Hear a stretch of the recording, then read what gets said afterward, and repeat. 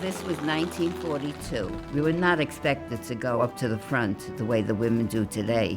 In Vietnam, women had a much different role than men. Today, all that's gone. Those lines have been erased. I was serving in Iraq, and I was flying a Black Hawk helicopter. They are a completely different breed of women. I admire them greatly. These women are resilient, they're intelligent, they have experience. It's time that we stop being surprised that America's daughters are just as capable of defending freedom and liberty as America's sons.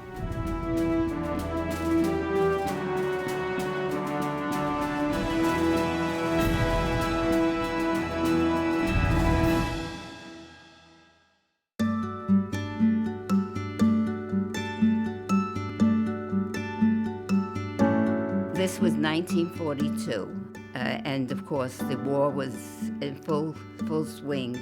They were recruiting women because they needed more men to go to the front.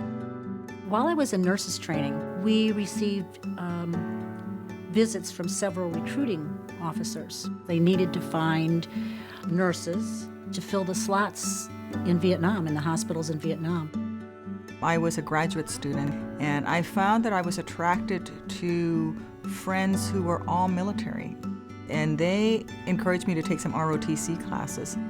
Quite frankly, it seemed like a wonderful opportunity to not be poor while I was in school, but also I didn't have to worry about getting a job when I got out of school. This war was something that we just had to win, and that's probably one of the reasons I wanted to join up and do my share. And I loved it. I loved the leadership, I loved the challenges, and so I decided to go for my commission.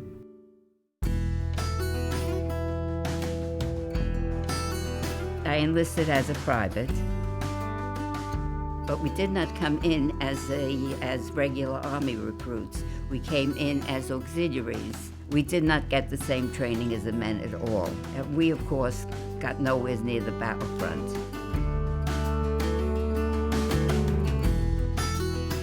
I got a call and found that I had orders for Vietnam. And I thought, well, you know, how bad could Vietnam be for nurses?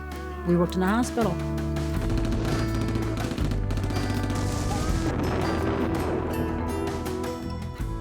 Emergency rooms here in this country never could have prepared us for what we saw. It's hard to, in your mind, picture what the body actually looks like when it's torn apart.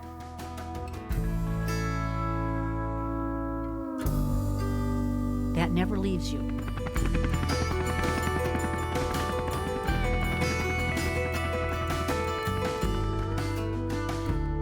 I selected aviation as a result of the policy banning women from serving in combat. So I felt that if I was going to have equal rank and equal pay to my male counterparts, that I wanted to take equal risk.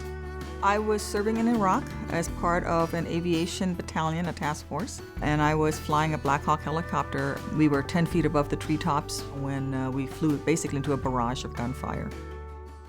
And one of the RPGs hit us. It exploded in my lap. It vaporized my right leg and amputated my left and took off most of my right arm.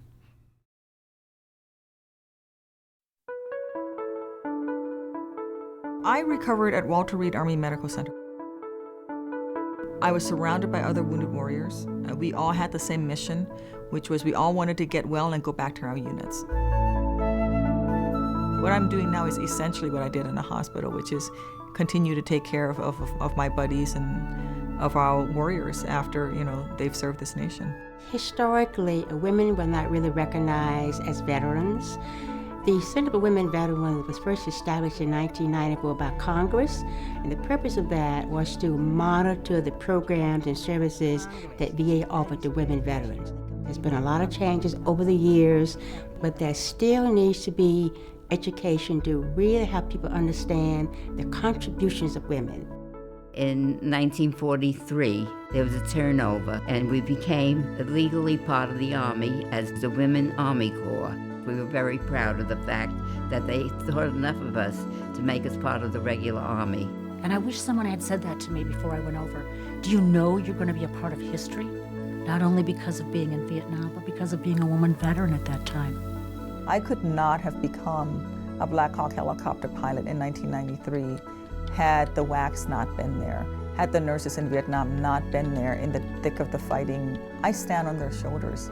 On the role of women in Iraq and Afghanistan, I've got nothing but admiration for the women there. They're no longer in isolated barracks.